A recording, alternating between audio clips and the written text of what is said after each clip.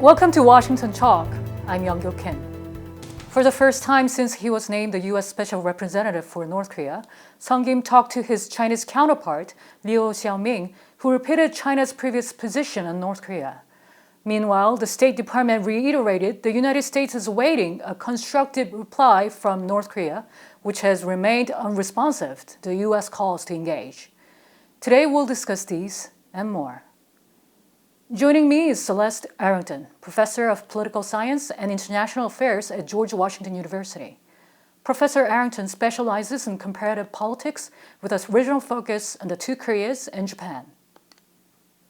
Scott Snyder also joins me today. He's director of the program on U.S.-Korea policy at the Council on Foreign Relations. His book, South Korea at the Crossroads, examines the trajectory of South Korean foreign policy. Welcome to the program. Thank you for having us. Thank you. First of all, during the phone call between Sung Kim and Liu Xiaoming, Liu indicated that China went through the result of the U.S. policy review and expressed his views on it. What is your takeaway from the overall Chinese statement, Professor Arrington? I interpreted this statement as a good sign that the U.S. government and the Chinese government are coordinating or at least talking about their policies towards the Korean Peninsula. And hopefully that policy coordination continues, even amid increasing U.S.-Chinese rivalry or tensions on other issues.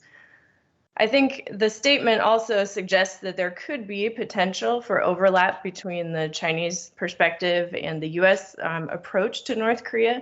China described a phased and synchronized approach, which could be similar to the Biden administration's calibrated and practical approach to North Korea. So I think the challenge going forward is to figure out what steps do we, the U.S. and China, pursue in order to bring North Korea to the table. At the same time, North Korea, we're waiting on them to respond to invitations to engage in diplomatic talks. So Beijing is also, like Seoul and like Washington, waiting on North Korea. Well, I think that both sides have a common interest in denuclearization, and the fact that the Chinese appointed Liu Xiaoming as an ambassador focusing on the North Korea issue, I think shows that China wants to engage with the Biden administration. I think that Chinese might have a little bit of a fear of missing out and concern about how the Biden administration might proceed. They don't want to be left out in the context of a renewed bilateral engagement. But at the same time, as Celeste suggested, there's this backdrop of rising rivalry. And frankly, there are differing geopolitical objectives as regards the peninsula. And so I think that ends up being a big limiting factor in terms of what we can expect in terms of actual cooperation between the two sides. Talking about this phone call, State Department spokesman Ned Price brought up the fact that Secretary Tony Blinken spoke to Yang Jiechu, director of the Office of China's Central Commission for Foreign Affairs, in early June. And Price said China has a role to play as it has influence with the North Korean regime. Mr. Snyder, what kind of role is he talking about? Well, unquestionably, China has influence on the Korean Peninsula issue. And I think that the Biden campaign was looking for ways to include China in this process. And Secretary Blinken himself has acknowledged China's influence and role. I think the dilemma or challenge for U.S. policy is that policymakers recognize China's influence, but they're really not in a position to depend on it at this point. And also, as we look at China's history of engagement on the Korean Peninsula, China's focus has been primarily preventative, trying to prevent bad things from happening. But we haven't necessarily seen many cases of where China is influencing North Korea effectively to make good things happen. Professor Arrington, what kind of role does China need to play? Ideally, China should play a productive role, maybe hosting talks, encouraging North Korea to engage with the outside world. Arguably, it tried those constructive measures in the early part of the new millennium as it encouraged economic reform in the early 2000s in North Korea. Those reforms, Kim Jong-il then rolled back, as well with hosting the six-party talks, and North Korea walked away from those. Early on in Kim Jong-un's administration, he showed less willingness to tolerate North Korean officials' close ties with China, including his uncle. And so the question is, to what extent does China still have ties in North Korea? I think in terms of trade dependency, North Korea is overwhelmingly dependent on China for trade. 90% of its trade is with China. And so that definitely gives China leverage. As Scott noted, therefore, the challenge is to give China opportunities, or to highlight opportunities for China to play a constructive role, not just a preventative role on the Korean Peninsula, and to try to keep the peninsula siloed from other dimensions of the US-China rivalry. To follow up on that, about what 류샤오밍 said in the statement, especially on his emphasis on a dual-track approach, former top U.S. negotiator with North Korea, Christopher Hill, told VOA he thinks this is just a restatement of what the Chinese have said many times in the past. What explains China's continuous call for this dual-track approach, Professor? Sure. I agree that the Chinese position does not seem new, and the fundamentals really haven't changed on the Korean Peninsula in recent years, so I wouldn't expect anything new. At the same time, the idea that denuclearization should be an objective and that it should be achieved in a peaceful fashion, that goes back to the 1992 joint declaration between North and South Korea. And most of the parties involved on the Korean Peninsula agree with these goals. They don't agree on the steps of how to get there and what should be prioritized, and what trade-offs maybe should be made along the way in order to achieve a peaceful denuclearization. And so I think for that, the continued coordination, or at least talking between the United States and China, is essential in order to make sure that we don't have too much divergence in terms of the process of how to get there. Well, I think China feels that that is the approach that conforms to its interest. It wants to see gradualism because it wants to try to maintain a measure of control.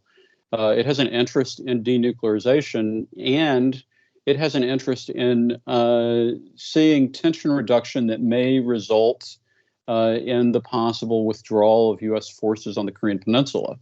And so one of the challenges, I think, is that China has a strategic interest in linking peace and denuclearization that is slightly different from the way that the U.S. views it. The U.S. also wants peace, but it needs to use its presence as deterrence until denuclearization is achieved. And so there's a slightly different emphasis there. I think that China can be a little bit opportunistic, but overall, on that particular issue, especially if things started to move forward. But basically, the dual track, I think, reflects the best framing at the abstract level that reflects the extent of a convergence of interest. Right after the phone call with 류샤오밍, Sung Kim spoke on the phone with South Korea's chief nuclear negotiator, No Kyu-duk. And Sung Kim has recently been in Seoul meeting his counterparts both from South Korea and Japan. And he obviously talked with the Chinese counterpart. He has been very active and very busy, apparently. Mr. Snyder, how do you see what he has done so far? Well, if you're the special representative for North Korea, and you're charged with conducting diplomacy, but there's no diplomacy with North Korea, your only option is to pursue diplomacy about North Korea. And historically, the special representative has played an important role in terms of trying to shore up and encourage alignment of interests among neighboring parties within the six-party framework as a way of trying to put pressure on North Korea to come to the table. And so I think that we're seeing that same approach played out in Sung Kim's current phase of diplomacy. I think lots of high-profile news coverage of Sung Kim would not be a good sign necessarily. There's a lot of sort of under-the-surface coordination, as Scott just said, to shore up as much as possible shared interests or overlapping interests among our allies in Korea and Japan, as well as with China.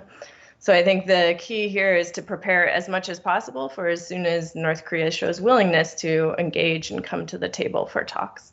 The United States keeps saying it is awaiting a constructive response from North Korea as it remains willing to engage with North Korea anytime and anywhere. Professor, why is not North Korea responding to this?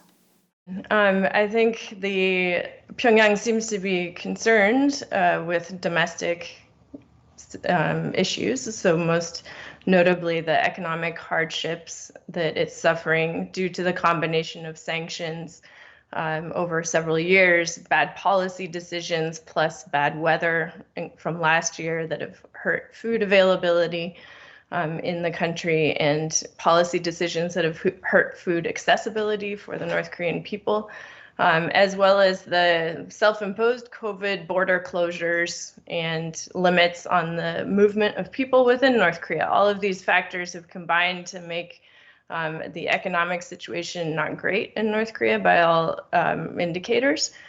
If Kim Jong-un, as he states, is focused on developing in parallel with the Byungjin policy, nuclear weapons and the economy certainly seems to have suffered.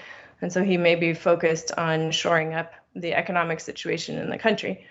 At the same time, he could also be waiting out the Moon Jae-in administration in South Korea, which will its term will be over next spring. You could imagine that Kim Jong-un may, on the one hand, wish to get a deal with Moon Jae-in because he seems to be very receptive to dealing with North Korea. At the same time, any deal that he makes with President Moon Jae-in of South Korea would not last long, probably with a new administration in Seoul. So it's difficult to sort of figure out why North Korea has not responded to offers of engagement.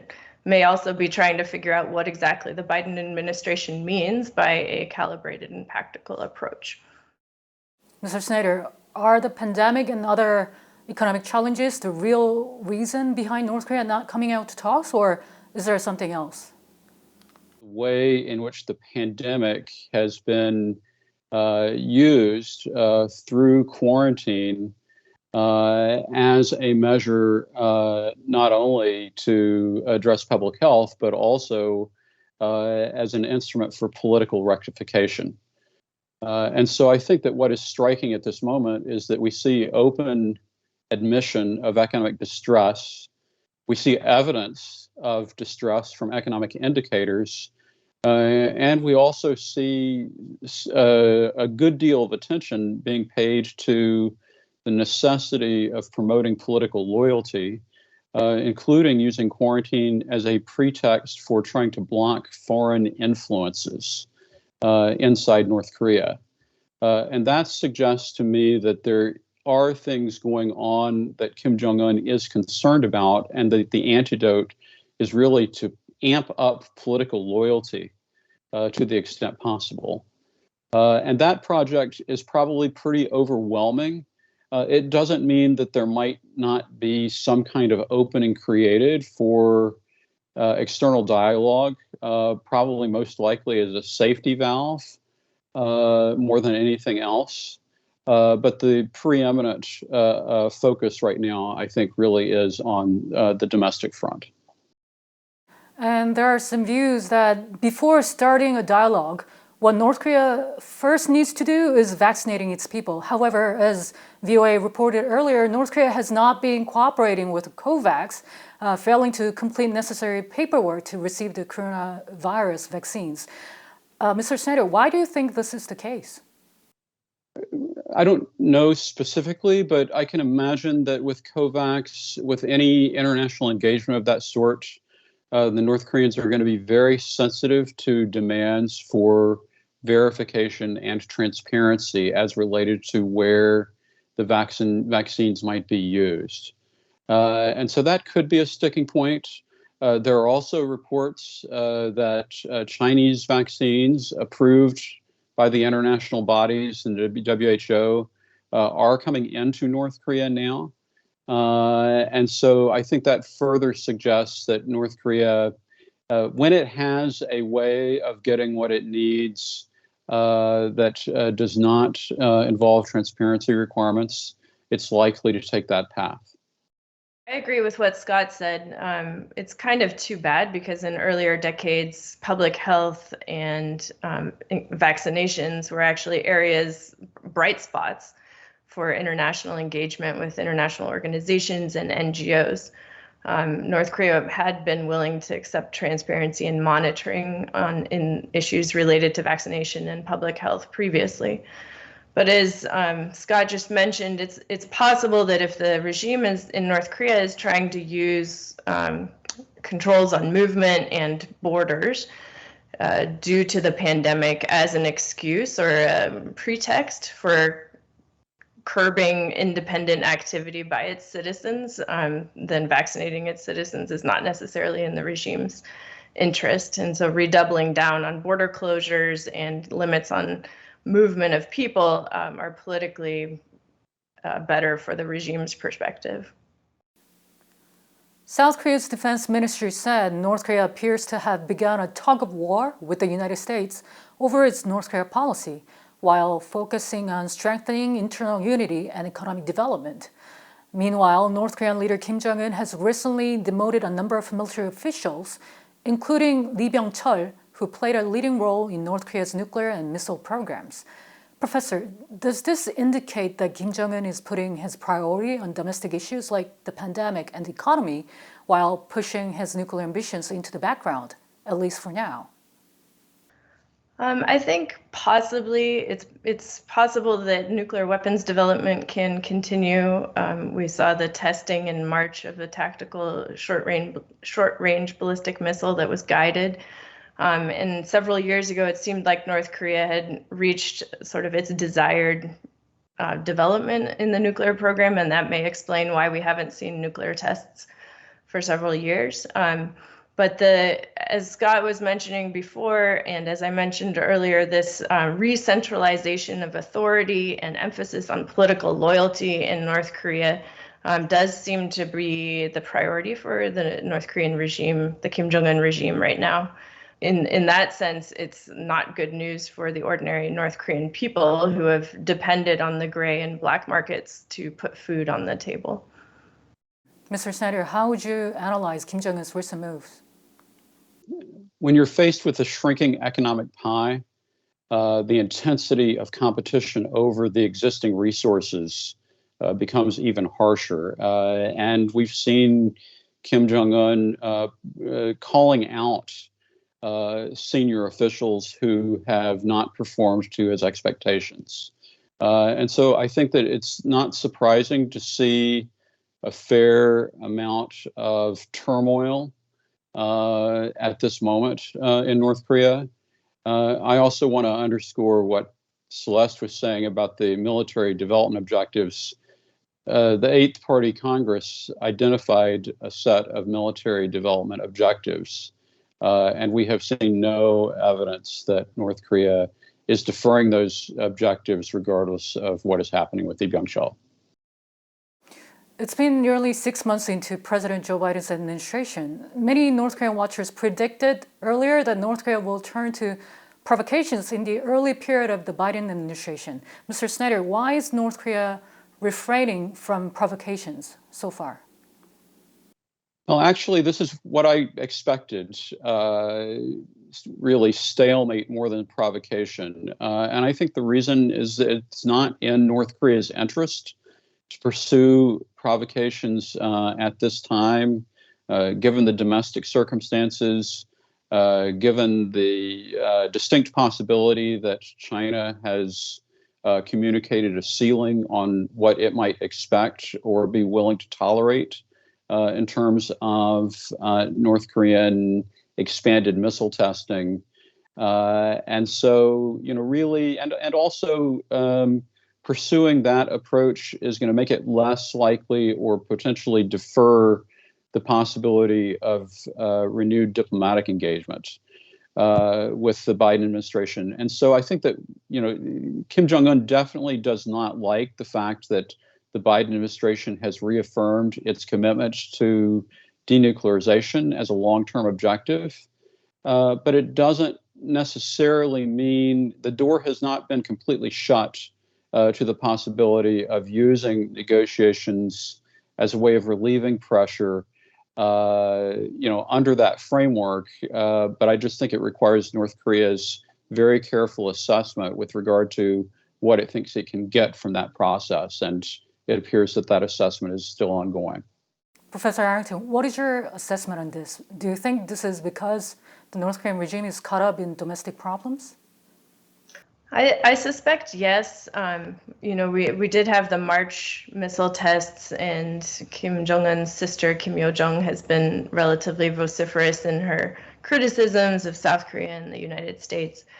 So there are limited levels of provocations. But I agree with Scott. It does seem a little bit more likely that rather than lashing out and getting a rally around the flag effect in North Korea, we may be more likely to see North Korea reaching out for engagement, largely to seek to ease the sanctions. That's been a long-term goal of Kim Jong-un, in order to try to alleviate some of the economic hardship that North Korea is facing.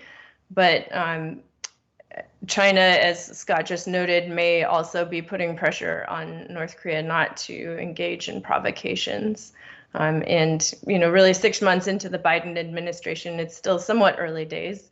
And North Korea does seem to be trying to figure out what's going on as we live through this once-in-a-century global pandemic that has sort of made all things more complicated and may even be useful for the North Korean regime in order to crack down on its own people, unfortunately.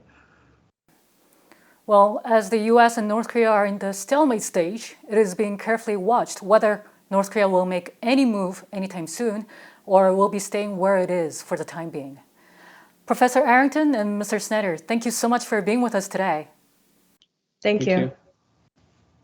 And that does it for this week's Washington Talk from Voice of America. Please join us again next week for more analysis.